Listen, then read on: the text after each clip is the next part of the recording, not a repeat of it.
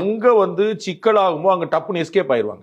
எங்க வந்து சேஃப்டின்னு அவங்க நினைக்கிறாங்களோ, சேஃப்டி கிடையாது. அவங்க நினைக்கிறாங்க அங்க வந்து படக்குன்னு குதிச்சு நாங்க தான் இதுக்கு தீர்வு கொண்டு வந்தோம்பாங்க. இந்த எஸ்ஐஆர் பிரச்சனை உட்பட. சரிங்களா? எஸ்ஐஆர் இவங்க கண்டுபிடிச்ச விஷயம் கிடையாது. பீகார்ல இருந்து நடந்து பிரச்சனை ஓடிக்கிட்டு இருக்கு. காங்கிரஸ் கட்சி, எல்லா கட்சி, ஜேடியு எல்லா கட்சியும் சண்டை போட்டுருக்காங்க. ஆர்ஜேடி எல்லா கட்சியும் சண்டை போட்டு இருக்காங்க. ஆனா இவங்க என்ன சொல்லுவாங்க, நாளைக்கு ஏதோ ஒரு ஜட்மெண்ட் நாங்க தான் பாத்துங்களா, கேஸ் போட்டது நாங்க தான். 58 பேர் கேஸ் போட்டிருக்காங்க. அதுல 59வது கேஸ் போட்டு நாங்க தான் பண்ணோம். இது அவங்களுடைய பியூட்டிஃபுல்லான டாக்டிக்ஸ். நாங்க சொல்றேன், திருப்பரங்குன்றம் ஒரு அட்ரஸ் பண்ண வேண்டிய இஷ்யூவா இல்லையா? ஏதோ ஒரு பக்கம் சரி தப்பு நீங்க சொல்லணுமா இல்லையா? சொல்லிருக்கீங்களா? இன்னைக்கு வரைக்கும் தமிழ்நாட்டில் ஜாதிய படுகொலைகள் நடந்துட்டு இருக்கு, ஆணவ படுகொலை நடந்துட்டு இருக்கு. ஒரு முறை ஒரு வார்த்தை இந்த 2 வருஷத்துல பேசியிருக்காங்களா? ஒரு முறை ஒரு வார்த்தை. அது நிலைப்பாடு எடுக்க வேண்டிய விஷயம் கிடையாதா? நாங்க 4 பேரை கொள்கை தலைவர்களா வச்சுட்டு இருக்கோம். எல்லா ஜாதியிலிருந்து ஒருத்தர் வச்சுக்கிட்டா போதுமா? அப்ப அவர்களை நீங்க கொள்கை தலைவர் வச்சிருக்கீங்களா, ஜாதி தலைவர் வச்சிருக்கீங்களா கேள்வி வருமா இல்லையா? அப்ப ஒரு நிலைப்பாடு எடுத்து சொல்லணும்ல. சரி தப்பு நீங்க எந்த நிலைப்பாடு